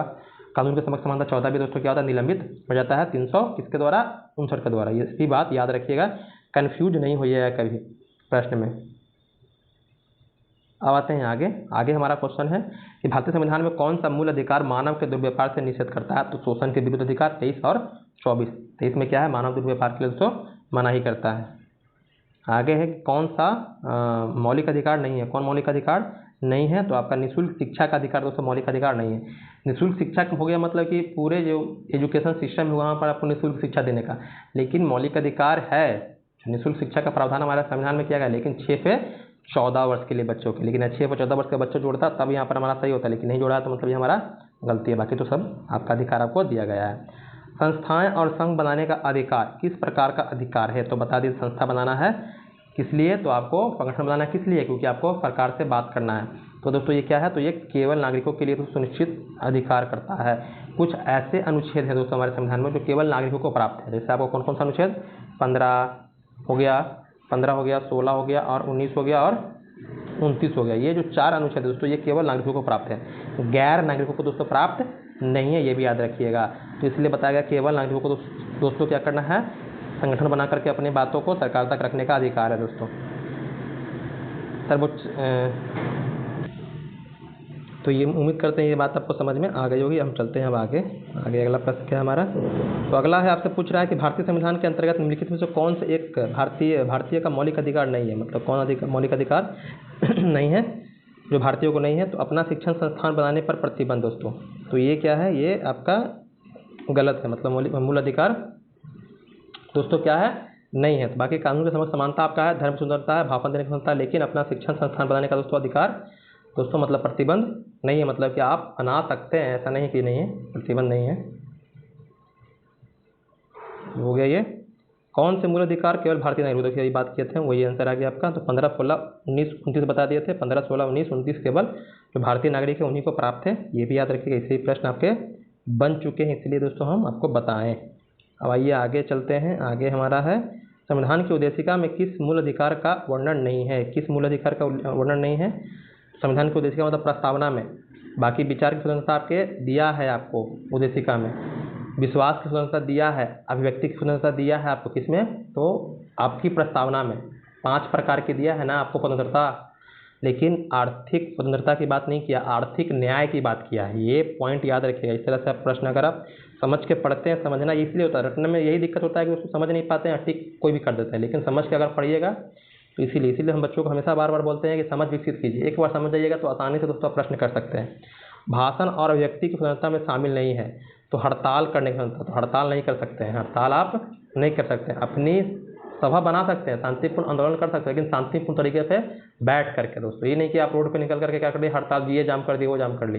तो ये दोस्तों क्या है, आपको लग रहा है कि मेरा मौलिक अधिकार है, लेकिन सामने वाला जो इंसान है उसका मौलिक अधिकार कहाँ देना है आपको। संविधान में दोस्तों सभा करने का दोस्तों, अपनी बातों को रखने का दिया गया अधिकार, लेकिन शांतिपूर्ण तरीके से आप अपना शांतिपूर्ण तरीके से सरकार के पास अपनी मांगों को रख सकते हैं, लेकिन हड़ताल दोस्तों नहीं कर सकते हैं, याद रखिएगा। बाकी मौन रखने का आपको अधिकार है, सरकारी गतिविधियों के बारे में जानने का अधिकार है, ये आपका सूचना का अधिकार जो बोलते हैं आपका, ये अभी यही आपका अनुच्छेद 19 में है। प्रेस का स्वतंत्रता ये भी आपका अनुच्छेद 19 में है। तो ये सब अधिकार आपके पास है दोस्तों, लेकिन हड़ताल नहीं कर सकते हैं आप, ये बात याद रखिएगा। आगे बात करते हैं कि भारतीय संविधान में वर्णित संपत्ति का अधिकार क्या है, अभी कानूनी अधिकार इस पर चर्चा कर चुके हैं, तो आपको दोस्तों याद हो गया होगा। शिक्षा का अधिकार अधिनियम कब लागू हुआ था, तो दोस्तों ये आपका 2010 में लागू हुआ था। बना था ये अधिनियम 2009 में, लेकिन दोस्तों इसको लागू किया गया था 1 अप्रैल 2010 को। शिक्षा का अधिकार अधिनियम याद रखिएगा, ये पॉइंट आपके लिए बेहद ज़रूरी है, क्योंकि ये शिक्षा का जो अधिकार है वो आपके मौलिक कर्तव्य में मिलता है, डीपीएस से मिलता है और फंडामेंटल राइट से मिलता है। आगे बात करते हैं कि नागरिकता समानता का आशय है। नागरिक समानता का आशय क्या है, तो कानून के समक्ष समानता, मतलब कानून जो है दोस्तों सभी नागरिकों के लिए एक समान है। ये नहीं कि आप अगर मतलब कि आपके पास संपत्ति ज़्यादा है तो दोस्तों क्या है आपके लिए कुछ अलग नियम होगा, या मान लीजिए कि आप बहुत पढ़े लिखे हैं, कोई अनपढ़ आदमी तो उसके लिए अलग नियम होगा, ऐसा कुछ नहीं दोस्तों। कानून के समक्ष जो भी है, अगर अपराध करते हैं तो सबके लिए दोस्तों एक समान क्या है व्यवस्था दोस्तों किया गया है। भारतीय नागरिकों के मौलिक अधिकारों में निम्न में से कौन विवेक संगत प्रतिबंध लगा सकता है, तो संसद दोस्तों लगा सकता है। देखते हैं संसद क्या करता है, राष्ट्र आपातकाल के स्थिति में दोस्तों आपके मौलिक अधिकार को दोस्तों क्या करता है, प्रतिबंधित करता है, याद रखिएगा। मैग्ना कार्टा के बारे में बता दिए थे कि मौलिक अधिकार को हम लोग मैग्ना कार्टा के नाम से जानते हैं, भाग 3 को दोस्तों। आगे है कि हमारे संविधान में भाग 3 में उपबंधित धर्म की स्वतंत्रता का अधिकार अभिव्यक्ति किस प्रकार की है, तो दोस्तों ये नकारात्मक भी है और आपका सकारात्मक, दोनों तरह का दोस्तों यहाँ पर क्या होता है, इसमें से आपको अभिव्यक्ति दोस्तों देखने के लिए मिलता है, मतलब कि प्रतिबिंबित दोस्तों होता है। तो हम क्या करेंगे, दोनों को टिक करेंगे दोस्तों। एक मिनट दोस्तों पानी पी लेते थोड़ा। चलिए आते हैं आगे, बात करते हैं हम लोग। आगे हमारा क्वेश्चन क्या कह रहा है, आगे कह रहा है कि संविधान अपने नागरिकों को कौन से अधिकार की गारंटी देता है। तो कौन सा अधिकार आपको है जो जिसकी गारंटी देता है, तो आपको समानता का अधिकार का दोस्तों देता है गारंटी। अभिव्यक्ति की स्वतंत्रता है उसकी देता है गारंटी, जो आप अपने जो विचार है उसको रख सकते हैं। श्रम का अधिकार मतलब कि आपको रोजगार का दोस्तों गारंटी नहीं देता, ये दोस्तों राज्य सरकार के अधीन आता है, मतलब कि आपका जो डीपीएसपी है उसमें आता है ये। और शोषण का अधिकार, शोषण का अधिकार दोस्तों गारंटी देता है, शोषण के विरुद्ध अधिकार देता है, मतलब शोषण आपको कोई कर रहा है उस पर रोक लगाने का दोस्तों अधिकार देता है। शोषण का अधिकार किसी को नहीं देता कि किसी व्यक्ति का शोषण कीजिए। तो दोस्तों ऑप्शन 1 और 2, तो यहाँ पर क्या हो जाएगा 1 और 2 है, मतलब कि 1 और 2 मतलब ए और बी हो जाएगा। उम्मीद करते हैं ये भी आपको समझ में आ गया होगा। अब आइए आगे चलते हैं। आगे है कि भारतीय संविधान का कौन सा भाग राज्य के नीति निर्देशक तत्व को उल्लेख करता है। तो भाग 4, क्योंकि हम लोग आ गए हैं अब डीपीएससी में। कहाँ आ गए हैं? डीपीएससी में हम लोग पहुँच गए हैं आपका। तो कोशिश करेंगे थोड़ा तेज़ी से और ख़त्म करने का, क्योंकि ताकि आपको समझ में आ जाए। आइए हम लोग बात करते हैं। अब यहाँ पर पूछ रहा है आपसे क्या, कौन सा कथन राजनीति निष्पक्ष सिद्धांत के विषय में सही नहीं है। मतलब कौन से यहाँ पर जो कुछ प्रावधान दिए गए हैं जो डीपीएससी के संबंध में सही नहीं है। यदि कोई राज्य के नीति निष्पक्ष सिद्धांत को लागू नहीं करता है तो उसके विरुद्ध न्यायालय में मामला दायर किया जा सकता है। बिल्कुल नहीं कर सकते हैं, यही तो आपका गलती है, क्योंकि डीपीएससी में साफ साफ कह दिया गया है आर्टिकल 37 में कि जो डीपीएससी में जो भी प्रावधान है वो न्याय योग्य नहीं है, वाद योग्य नहीं है। मतलब इसमें जो भी प्रावधान दिए गए उसको लेकर आप कोर्ट नहीं जा सकते हैं। बाकी गांधीवादी राजनीति निष्पक्ष सिद्धांत का कर्तव्य है जो आपका अनुच्छेद 40 ग्राम पंचायत से लगता है, आयरलैंड से लिया गया, ये भी सही है। यह सिद्धांत राज्य के लिए बाध्यकारी नहीं है, ये भी आपका सही है। राज्य अपने इच्छानुसार दोस्तों कर सकता है। देखते हैं कोई बहुत सारे राज्यों में शराबबंदी है, बहुत सारे राज्यों में शराबबंदी नहीं है। बहुत सारे राज्य क्या कर रहे हैं, अपने अपने हित के लिए दोस्तों अलग अलग कानून बना रहे हैं, बहुत सारे राज्य नहीं बना रहे हैं। तो दोस्तों राज्य के लिए बाध्यकारी नहीं है, तो आप उसके लिए बात भी नहीं कर सकते। इसी में आपका क्या है, एक सुनते हैं कि समान कार्य के लिए समान वेतन हमेशा चलता रहता है आंदोलन दोस्तों, लेकिन अब सरकार पर निर्भर करता है, सरकार बाध्य नहीं है। अगर मान लीजिए वही रहता आपका मौलिक अधिकार, तुरंत पहुंच जाता है सुप्रीम कोर्ट कि सर हम भी जो काम कर रहे हैं वो फलना भी वही काम कर रहा है, तो उसको ज़्यादा पैसा मिल रहा है, हमको कम पैसा मिल रहा है, क्यों ऐसा? वहाँ पर सुप्रीम कोर्ट अपना अलग लेता है। लेकिन यहाँ पर डीपीएससी में है कि सुप्रीम कोर्ट हाई कोर्ट कुछ नहीं कर सकता है दोस्तों, ये ध्यान रखिएगा कुछ बातें। अब आते हैं हम लोग 100 नंबर क्वेश्चन पर। किसका उल्लेख नीति निर्देशक तत्व के रूप में नहीं हुआ है। कार्यपालिका का न्यायपालिका पृथक्करण, ये आपका अनुच्छेद 50 में है। राष्ट्रीय स्मारक का संरक्षण, ये आपका 49 में है। भारतीय संप्रभुता का अखंडता की रक्षा दोस्तों, ये आपका मौलिक कर्तव्य है, ना कि आपका डीपीएससी है। बाकी आपका पर्यावरण संरक्षण 48A में आपका है। तो यहाँ पर क्या हो जाएगा आपका मौलिक कर्तव्य। मौलिक कर्तव्य जो 11 है ना उसको देख लीजिएगा, थोड़ा सा एक नज़र देख लीजिएगा कौन कौन से कर्तव्य आपको दिए गए हैं सरकार के द्वारा, संविधान के द्वारा कौन कौन से आपके कर्तव्य, आपको क्या करना चाहिए क्या नहीं करना चाहिए, एक बार देख लीजिएगा, आपके लिए सही रहेगा। छाटने के लिए कभी दे देता है कि क्यों आप एक कोई भी पक्ष छोड़ दीजिए। आगे आते हैं हम लोग कि नीति निर्देशक तत्व सरकार के मार्गदर्शन हेतु किसके द्वारा दिए गए हैं। तो दोस्तों ये संविधान के द्वारा दिए गए हैं, कोई व्यक्ति नहीं दिया बल्कि संविधान में उससे उल्लेख है भाग, इसमें भाग 4 में, याद रखिएगा।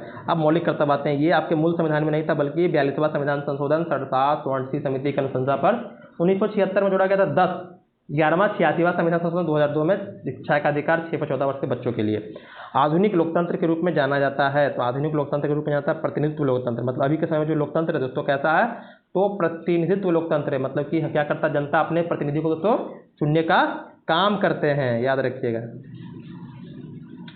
कौन मौलिक कर्तव्य नहीं है, कौन इसमें से मौलिक कर्तव्य नहीं है। तो आपसी भाईचारे की भावना को उजागर करना, यह है। राष्ट्रीय उद्यानों का संरक्षण, राष्ट्रीय उद्यानों का संरक्षण, वैज्ञानिक संस्कार का विकास करना, भारत की समृद्ध विरासत का संरक्षण करना दोस्तों।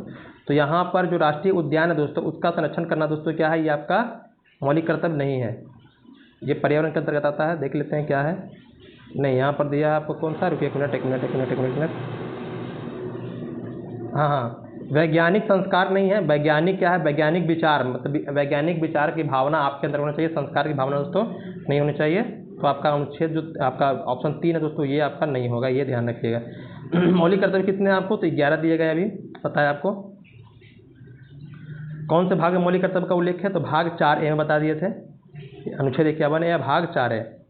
बाकी ये मौलिक कर्तव्य के लिए कौन सी समिति बनी थी, तो मौलिक कर्तव्य के लिए आपका स्वर्ण समिति है, सरदार स्वर्ण समिति, ये बना था, तो ये भी आपका हो गया।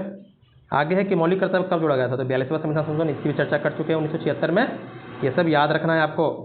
भारतीय संविधान में मौलिक कर्तव्य का सम्मिलित कब किया गया था, तो वही 42वां संविधान संशोधन, ये भी हम लोग देख चुके हैं। आते हैं आगे, कब जोड़ा गया था, तो 1976 में। इसी तरह से प्रश्न पूछेगा, मौलिक कर्तव्य से कोई प्रश्न तो बाहर जाने वाला आपका नहीं है, अगर पढ़ लिए तो आपको याद हो जाएगा। अब राष्ट्रपति के बारे में आते हैं, तो कौन से राष्ट्रपति सबसे कम समय के लिए पद पर रहे थे दोस्तों, तो ये डॉक्टर जाकिर हुसैन सबसे कम पद पर रहे, क्योंकि पहले ऐसे राष्ट्रपति हैं जो अपने कार्यकाल के दौरान दोस्तों इनकी मृत्यु होती है पद पर रहते हुए। बाकी संजीवा रेड्डी का कार्यकाल पूरा रहता है, बीबी गिरी का भी कार्यकाल पूरा रहता है, और डॉक्टर शंकर दयाल शर्मा का जो कार्यकाल रहता है पूरा। तो ये जो आपके जाकिर हुसैन है दोस्तों, ये तीसरे क्रम के राष्ट्रपति रहते हैं, जिनकी पद पर रहते हुए मृत्यु हो जाती है दोस्तों, ये ध्यान रखिएगा। देश के प्रथम नागरिक कौन होते हैं? तो पता है आपको कि भारत के जो राष्ट्रपति होते हैं दोस्तों, वही क्या होते हैं, देश के प्रथम नागरिक होते हैं। भारत के प्रथम महिला राष्ट्रपति कौन थी? तो प्रथम महिला राष्ट्रपति दोस्तों प्रतिभा देवी सिंह पाटिल थी। अभी वर्तमान में दूसरी महिला राष्ट्रपति बन चुकी हैं कौन? तो अभी वर्तमान में जो 15वीं महिला राष्ट्रपति हैं आपकी द्रौपदी मुर्मू जी दोस्तों, ये भी याद रखना है। राष्ट्रपति बनने के लिए आपकी आयु कितनी होनी चाहिए? तो 35 वर्ष की आयु आपके हैं, आप हो गए होंगे तो आप राष्ट्रपति बन सकते हैं, लेकिन और भी योग्यता आपके अंदर होना चाहिए कि 35 वर्ष की आयु पूरा नहीं करना चाहिए। राष्ट्रपति पर महाभियोग कहाँ चलता है दोस्तों? तो ये संसद में चलता है। कहाँ चलता है? संसद में चलता है दोस्तों, ये भी ध्यान दीजिएगा। अनुच्छेद 61 के बारे में बता दिए थे, कहाँ से लिया गया है? तो अमेरिका के संविधान से लिया गया है ये प्रावधान। भारत के राष्ट्रपति को पद से कौन हटा सकता है? तो संसद हटा सकता है महाभियोग चला करके, 2/3 बहुमत से प्रस्ताव को पारित करके। भारत के किस राष्ट्रपति को कार्यकाल दीर्घतम रहा है, सबसे अभी तक रहा है दोस्तों? तो वो राजेंद्र प्रसाद जी का रहा है, 2 कार्यकाल पूरा किए हैं। बिहार के रहने वाले थे और दोस्तों ये पहले राष्ट्रपति थे, संविधान सभा के अस्थायी अध्यक्ष भी थे, याद रखिएगा। एक पॉइंट ये भी याद रखिएगा, राष्ट्रपति को 14, अगर मान लीजिए किसी राष्ट्रपति पर महाभियोग चला रहा है तो राष्ट्रपति को दिया जाता है सूचना कि हाँ सर, आप पर महाभियोग की प्रक्रिया चल रही है, फलना आदमी आप पर लगाया है इस तरह का आरोप, तो आपको 14 दिन का दिया जाता है मोहलत। कहा जाता है कि अपना जो भी आप आरोप लगाया उसको क्या कीजिए, सिद्ध कीजिए, मतलब इसको गलत साबित कर दीजिए। तो ये सारी बातें हम लोग बात कर चुके हैं। अब आते हैं भारत के जो राष्ट्रपति होते हैं अपना त्याग पत्र किसको देते हैं? तो जो उपराष्ट्रपति होते हैं उसको। उपराष्ट्रपति देगा राष्ट्रपति को, राष्ट्रपति देगा अपना उपराष्ट्रपति को। जब राष्ट्रपति देता है उपराष्ट्रपति को अपना त्याग पत्र, तो सबसे पहले ये किसको सूचित करेगा? तो जो आपके लोकसभा के अध्यक्ष होंगे सबसे पहले उसको जाकर सूचित करेंगे कि हाँ फलना जो राष्ट्रपति थे उन्होंने क्या किया है, दे दिया है आपका त्याग पत्र। भारत के राष्ट्रपति के लिए कौन सी योग्यता नहीं है? तो नागरिक है ना, बिल्कुल है। 35 वर्ष की आयु बिल्कुल है। लोकसभा का सदस्य बनने की, लोकसभा का सदस्य बनने की योग्यता, लोकसभा का सदस्य नहीं होना लेकिन योग्यता आपके अंदर होनी चाहिए कि आप लोकसभा का सदस्य बन सके। तो आपका दोस्तों ये गलत हो जाएगा, समझिएगा। लोकसभा का सदस्य नहीं होना चाहिए बल्कि लोकसभा का सदस्य बनने की आपके अंदर योग्यता होनी चाहिए, और कोई लाभ के पद पर दोस्तों न हो, मतलब कोई सरकारी नौकरी में आपको नहीं होना, अगर है तो छोड़ दीजिए। राष्ट्रपति, आगे आते हैं हम लोग कि राष्ट्रपति के चुनाव के लिए निर्वाचक मंडल कौन होता है? तो आपके लोकसभा, राज्यसभा, ये तो रहेंगे ही रहेंगे। इसमें से जो चुने हुए लोग हैं, जो निर्वाचित हैं, वही भाग लेते हैं राष्ट्रपति के चुनाव में। और जो विधानसभा है अलग अलग राज्यों में, वहाँ दिल्ली में भी आपका है, यूटी और पुदुचेरी में, तो जहाँ वही विधानसभा है वो वहाँ के लोग जो निर्वाचित है वो क्या करते हैं दोस्तों, भाग लेते हैं राष्ट्रपति के चुनाव में। तो हम लोग देख लेते हैं, जैसे कि संसद के सभी सदस्य और विधानसभा और परिषदों के सभी सदस्य, ये गलती आपका है। संसद के दोनों सदनों और विधानसभा के दोनों सभाओं के निर्वाचित, पकड़ना है, निर्वाचित सदस्य लेंगे भाग। यहाँ पर दिया देखिए, जहाँ पर सिर्फ सदस्य देगा तो वहाँ गलत हो जाएगा। सदस्य में दोस्तों मनोनीत किया जाता है, लेकिन निर्वाचित में दोस्तों चुन करके आते हैं, क्योंकि आपको पता है राष्ट्रपति 12 सदस्यों को मनोनीत करता है। तो जो राष्ट्रपति 12 सदस्यों को मनोनीत करता है, करे मान लीजिए आप ही राष्ट्रपति है, तो किसी 12 आदमी को चुन लिए, तो वो आपको थोड़ी आपके विरुद्ध में वोट करेगा, वो आप ही को वोट करेगा। उसको लगेगा कि तो हमको ही चुना है तो इसको ही वोट करना चाहिए। इसीलिए दोस्तों केवल और केवल निर्वाचित सदस्य भाग लेते हैं। इनमें से कौन भारत के राष्ट्रपति नियुक्त नहीं होते हैं? मतलब कौन, मतलब नहीं करते हैं, नियुक्ति नहीं करते हैं? तो राजदूत की नियुक्ति दोस्तों करते हैं, प्रधानमंत्री की नियुक्ति करते हैं, भारत के जो मुख्य न्यायाधीश होते हैं इनकी भी नियुक्ति करते हैं, लेकिन दोस्तों उपराष्ट्रपति की नियुक्ति नहीं करते हैं, बल्कि इनका चुनाव होता है। और चुनाव में भाग कौन लेते हैं? तो लोकसभा, राज्यसभा के सभी सदस्य, वो निर्वाचित हो या वो क्या हो, मनोनीत हो दोस्तों। या विधानसभा भाग नहीं लेता उपराष्ट्रपति में, ये भी ध्यान देने वाली बात है।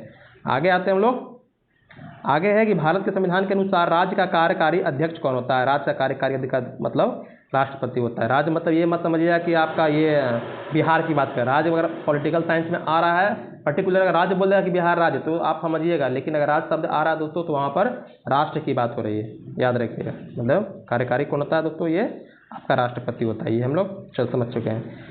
रामनाथ कोविंद जी जब राष्ट्रपति बने थे तो उस समय बनने से पहले कहाँ के राज्यपाल थे दोस्तों? तो हमारे बिहार से ही दोस्तों उठ करके आते हैं, कहाँ डायरेक्ट राष्ट्रपति बनते हैं, तो हमारे बिहार के राज्यपाल वो तो थे, ये भी ध्यान दीजिएगा, रामनाथ कोविंद।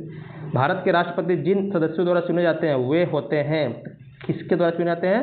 तो पार्लियामेंट और राज्य विधानसभाओं के जो सदस्य होते हैं उसके द्वारा, या निर्वाचित नहीं दिया है लेकिन हम भी इसको टिक करेंगे क्योंकि पार्लियामेंट दिया मतलब संसद दिया है, और जो विधानसभा है राज्य का उसके द्वारा जो चुने जाते हैं।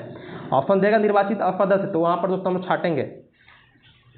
जो आपके रामनाथ कोविंद जी थे कौन से नंबर के राष्ट्रपति थे? तो 14वें नंबर के राष्ट्रपति थे। इन्हीं को अपदस्थ करके आपके बनते हैं कौन? अपदस्थ मतलब कि इनके कार्यकाल पूरा होने के बाद आपके कौन बनते हैं? ये द्रौपदी मुर्मू जी 15वें नंबर के, दोस्तों याद रखिएगा। आगे आते हैं कि निम्नलिखित में कौन अंतर्राज्यीय परिषद का गठन करता है? तो अंतर्राज्यीय परिषद का गठन करने का काम दोस्तों आपका करता है ये राष्ट्रपति करते हैं। अनुच्छेद 263 में उल्लेख किया गया अनुच्छेद बताया था अंतर्राज्यीय परिषद मतलब जो राज्य होते हैं उनके बीच में जो संबंध कैसे होने वो देखने के लिए।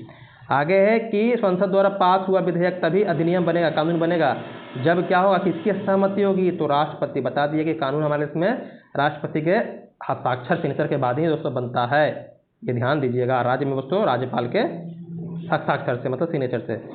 जो राजेंद्र प्रसाद जी थे उनका कार्यकाल कितना था दोस्तों? तो 1950 में बने थे, और दोस्तों 62 में क्या हुआ था, इनका कार्यकाल दोस्तों पूरा हुआ था। तो ये दोस्तों ये क्या करते हैं 12 साल तक दोस्तों रहते हैं, ये ध्यान देने वाली आपके लिए बात है। निम्न राष्ट्रपति के कार्यकाल संबंधित कौन सा क्रम सही है? मतलब कौन पहले थे वो आपको जाना है। तो ज्ञानी जैल सिंह, फखरुद्दीन अली अहमद, डॉक्टर शंकर दयाल शर्मा। तो जो ज्ञानी जैल सिंह कल हम बात कर रहे थे जो वीटो पावर के बारे में दोस्तों, यही हैं जो पॉकेट वीटो का दोस्तों एकमात्र उपयोग किए हैं डाक संशोधन के लिए। वही मेरा नाम दिमाग से नाम निकल गया था, ज्ञानी सिंह बोल रहे थे, ज्ञानी जैल सिंह नाम इनका है। तो ज्ञानी जैल सिंह दोस्तों बाद में आते हैं, फखरुद्दीन अली अहमद पहले आते हैं। ये जब आपातकाल लागू होता है आंतरिक गड़बड़ी के कारण इंदिरा गांधी के समय 1975 में, उस समय दोस्तों ये रहते हैं आपके कौन? राष्ट्रपति फखरुद्दीन अली अहमद। और ये आपके दोस्तों रहते हैं 85-86 में कौन? आपके ज्ञानी जैल सिंह। तो ये आपका क्रम सही नहीं है। फखरुद्दीन अली अहमद, ज्ञानी जैल सिंह, के आर नारायण, हाँ ये आपका ठीक लग रहा है। फखरुद्दीन अली अहमद, ज्ञानी जैल सिंह, ये आपका गलती लग रहा है। फखरुद्दीन अली अहमद, के आर नारायण तो बाद ही बनते हैं आपके। यहाँ पर फखरुद्दीन अली अहमद रहते हैं, इनके देहांत के बाद आपके आते हैं कौन? नीलम फजीबा रेड्डी तो दिया नहीं है, तो ज्ञानी जैल सिंह आ जाएंगे। हाँ फखरुद्दीन अली अहमद आ जाएंगे, फिर के आर नारायण और शंकर दयाल शर्मा, मतलब ऑप्शन आपका बी हो जाएगा, ये ध्यान दीजिएगा। एक मिनट रुकिए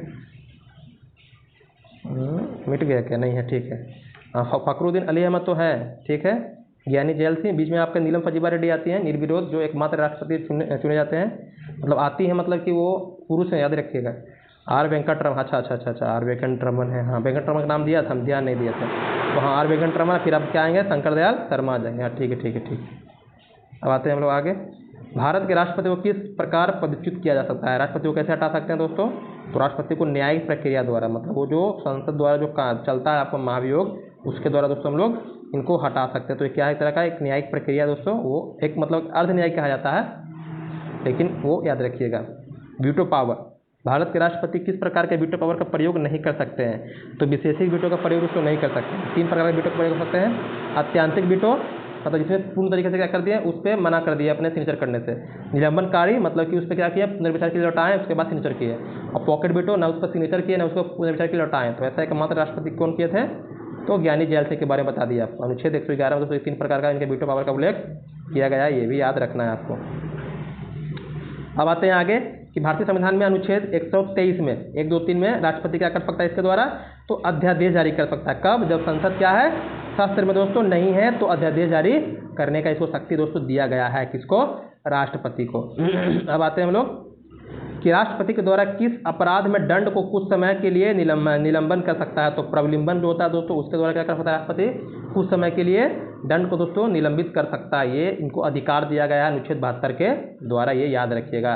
क्षमा मतलब परिहार हो गया, विराम हो गया, इस तरह का दोस्तों क्या है, उनको क्षमादान शक्ति है किसी भी अपराधी को दोस्तों काम करने मतलब क्षमा करने का। तो देखिए यहाँ पर दिया है आपको कि राष्ट्रपति के पास क्या क्या है। तो ये क्षमा, इसमें बंदीकरण को क्या कर सकता है, जो दंड होता है और बंदीकरण दोनों को दोस्तों हटा सकता है, तथा दोनों प्रजा को दंड तथा दंडादेशों को निर्धारक लेखों को पूर्ण रूप से दोस्तों मुक्त कर सकता है। प्रलंबन होता है, इसका अर्थ होता है कि अस्थायी समय के लिए क्या करेगा, प्रजा को निष्पादन पर रोक लगा देगा। इसका उद्देश्य दोषी को राष्ट्रपति से क्षमा लघुकरण प्राप्त करने का समय दिया जाता है। लघुकरण जो होता है, दंड को दोस्तों उसके स्वरूप को बदल देते हैं। उसको क्या करते हैं, उसके स्वरूप में, मान लीजिए आपको मिला है उम्र फांसी का सजा, तो हम उसको उम्र कैद में परिवर्तित कर दिए। परिहार मतलब दंड की अवधि को कम करना, मान लीजिए आपको मिला है 10 साल का, तो हम उसको क्या किया 8 साल कर दिए। विराम हो गया, आरोप को मूल रूप से सजा किसी विशेष परिस्थिति के कारण क्या किए, अस्थायी रूप से हम लगा दिए रोक। मान लीजिए कि आपको ये है, लेकिन किसी कारण से तबीयत खराब हो गया, कुछ हो गया दोस्तों, उस कारण से ये प्रावधान यहाँ पर दिया गया है। आगे आते हैं कि भारतीय सेनाओं का सर्वोच्च सेनापति कौन होता है, तो राष्ट्रपति होता है दोस्तों। डाक संशोधन विधेयक, यही बता रहे थे आपको, ज्ञानी जैल सिंह पॉकेट बिटों का प्रयोग किए थे, याद रखिएगा। किसका? पॉकेट बिटों का प्रयोग ज्ञानी जैल सिंह ने, एकमात्र राष्ट्रपति हैं जिन्होंने किया था। आगे हमारा है कि राष्ट्रपति के उम्मीदवार के लिए क्या आवश्यक नहीं है, तो सांसद चुने जाने की योग्यता रखता हो, ये तो है पढ़ा लिखा हो, ये दोस्तों नहीं है। आपको सरकारी कर्मचारी बनने के लिए दोस्तों क्वालिफिकेशन आपके लिए आवश्यक है, जज बनने के लिए आपके लिए क्वालिफिकेशन आवश्यक है, लेकिन आपको किसी भी पद पर, मतलब संवैधानिक, ये संवैधानिक पद मत बोलिए, मतलब कि मंत्री बनना हो, सांसद बनना हो, विधायक बनना हो, यहाँ तक कि राष्ट्रपति बनना हो, उसके लिए कोई क्वालिफिकेशन की दोस्तों आवश्यकता नहीं है, ऐसा संविधान में दोस्तों बात कहा गया है। तो पढ़ा लिखा हो ऐसा ज़रूरी नहीं है, बाकी दोस्तों सब चीज़ आपके अंदर होना चाहिए। आते हैं हम लोग आगे, बस थोड़ा सा और है। भारत के राष्ट्रपति को पद से शपथ कौन दिलाता है, तो ये दिलाते हैं भारत के मुख्य न्यायाधीश जो रहते हैं वो, अगर नहीं है तो वरिष्ठतम न्यायाधीश, इस पर भी हम लोग बात कर चुके हैं। भारत के राष्ट्रपति की मृत्यु, और अगर मान लीजिए उनकी मृत्यु होती है या वो पद त्याग देते हैं, अगर उनका पद रिक्त है तो राष्ट्रपति, उपराष्ट्रपति क्या करता है, उनका कार्यभार संभालता है, लेकिन कितने महीनों तक? 6 महीनों तक। 6 महीने के अंदर क्या करना है, उनके पद को दोस्तों क्या करना है, किसी तरह से उसको भर देना है। भारत के राष्ट्रपति को चुनाव संबंधी विवाद बता दिए थे कहाँ जाता है, सुप्रीम कोर्ट। अनुच्छेद 71 राष्ट्रपति उपराष्ट्रपति का चुनाव का विवाद जाता है कहाँ, वहीं पर जाता है। आगे हम लोग बात करते हैं, भारत के किस राष्ट्रपति ने पूर्व में लोकसभा अध्यक्ष का पद भी संभाला है, तो दोस्तों ये एन संजीवा रेड्डी दोस्तों क्या है, पहले लोकसभा के दोस्तों अध्यक्ष थे, इनके बारे में याद रखिएगा। निर्विरोध क्या है, चुनाव जीतने वाले एकमात्र दोस्तों राष्ट्रपति हैं, जिनके, अब राष्ट्रपति का चुनाव होता है तो वहाँ पर 2 दल होते हैं, मतलब कि 2 लोग खड़े होते हैं, लेकिन जब इनका चुनाव हुआ था दोस्तों तब क्या हुआ था, जो सामने वाले पार्टी थे उनके समक्ष कोई भी दोस्तों क्या मतलब लोग नहीं खड़ा था, इनके समक्ष में कोई इनका विपक्ष नहीं था दोस्तों, ये एकमात्र ऐसे थे, इसलिए इनको निर्विरोध रूप से चुना गया था, ये भी ध्यान रखने वाली बात है। राष्ट्रपति के विरुद्ध महाभियोग का आरोप लगाकर उसे हटाने का प्रस्ताव पारित होता है कहाँ पर, तो संसद के दोनों पदों पर 2/3, जिसको हम लोग विशेष बहुमत के नाम से जानते हैं, याद रखिएगा। 16 दिन पहले सूचना देना है आपको राष्ट्रपति को। भारत का राष्ट्रपति किसको सम्मिलित करके अपना त्याग पत्र सौंप सकता है, तो बता दिए तो उपराष्ट्रपति को। उपराष्ट्रपति को देना है तो राष्ट्रपति को दोस्तों क्या करेंगे, अपना त्याग पत्र दे देंगे। अब आते हैं आगे 150 तक कर देते हैं, फिर उसके बाद दोस्तों हम लोग आगे बात करेंगे। आज 150वां क्वेश्चन आपका है अंतिम। उपराष्ट्रपति कब राष्ट्रपति का पद ग्रहण करता है, उपराष्ट्रपति कब ग्रहण करेगा राष्ट्रपति का पद, तो दोस्तों जब राष्ट्रपति की मृत्यु हो जाए तब ग्रहण करेगा, राष्ट्रपति बीमार है तब करेगा, राष्ट्रपति का पद रिक्त है तब दोस्तों कर सकता है, राष्ट्रपति की अनुपस्थिति में दोस्तों ये पद ग्रहण कर सकता है, ये आर्टिकल 65 में कहा गया है, ये बात याद रखिएगा। तो यहाँ पर क्या हो जाएगा, उपयुक्त सभी आपका आंसर हो जाएगा दोस्तों। तो उम्मीद करते हैं आज हम दोस्तों यहीं तक छोड़ते हैं, काहे कि क्लास लंबा हो गया, 1 घंटा से ऊपर हो गया दोस्तों। तो क्लास कैसा लगा हमें बताइएगा दोस्तों। अगर कुछ आपको और भी इसमें कंटेंट चाहिए या कुछ और समझने का आपको ज़रूरत है दोस्तों तो हमें ज़रूर बताइएगा, और अच्छे से पूरे ईमानदारी से दोस्तों वीडियो को देखिएगा। इतना अगर आप कर लेते हैं तो उसके बाद दोस्तों आपको किसी भी किताब को पढ़ने की आवश्यकता नहीं पड़ेगी दोस्तों, इससे ज़्यादा कुछ नहीं करना पड़ेगा, बस खाली आप मॉक लगाइए और मॉक में दोस्तों अपना स्कोर देखिए, आप देखिए कि कहाँ पर आपसे गलती हो रहा है। जो सब्जेक्ट हम पढ़ा देंगे दोस्तों उसके बाद दोस्तों अब कोई आवश्यकता नहीं है कोई किताब पढ़िए या कुछ कीजिए दोस्तों, बस इतना हम पे भरोसा करके चलिए और अपना जितना मॉक टेस्ट जितना लगा सकते हैं लगाइए दोस्तों। बाकी मॉक टेस्ट के बारे में बताया कि मेरे पास उतना भी टाइम नहीं है, क्योंकि आपका कंटेंट ये कवर कराना है, मतलब कि 1 महीने का टाइम है, तो आपका वो जीएस का इंस्टीट्यूट कराना है, फिर PYQ करना है, तो क्वेश्चन थोड़ा फिट करने में दोस्तों समय उतना नहीं मिल पाता है, क्योंकि हम अकेले क्या कर सकते हैं। लेकिन हम कोशिश कर रहे हैं कि आपका दोस्तों फुल मॉक टेस्ट भी दोस्तों क्या करें, हम 4-5 मतलब 1 सप्ताह तक जरूर लेंगे, मतलब कि एग्ज़ाम से पहले, आपका एग्ज़ाम स्टार्ट होने से पहले, जो 16 जुलाई से एग्ज़ाम है ना, उससे पहले हम आपको मतलब कि 1 सप्ताह लगातार या बीच बीच में दोस्तों हम रुक करके क्या करेंगे, आपका फुल मॉक टेस्ट दोस्तों जरूर हम लेने का प्रयास करेंगे। बाकी तैयारी दोस्तों अच्छे से कीजिएगा, कहीं भी कोई कमी हो, कोई भी पॉइंट समझने में दिक्कत आए तो दोस्तों हमें कमेंट जरूर कीजिएगा दोस्तों, हमसे सलाह ले सकते हैं, या कोई भी समस्या कैसी भी समस्या दोस्तों आए तो हमसे ज़रूर पूछिएगा कि हाँ सर इसका आंसर क्या है, क्या नहीं है, क्यों है, कैसे है, सारी बातों को दोस्तों हम क्लियर करने का अपने तरफ से दोस्तों प्रयास ज़रूर करेंगे। बाकी तैयारी अच्छे से कीजिएगा। धन्यवाद दोस्तों।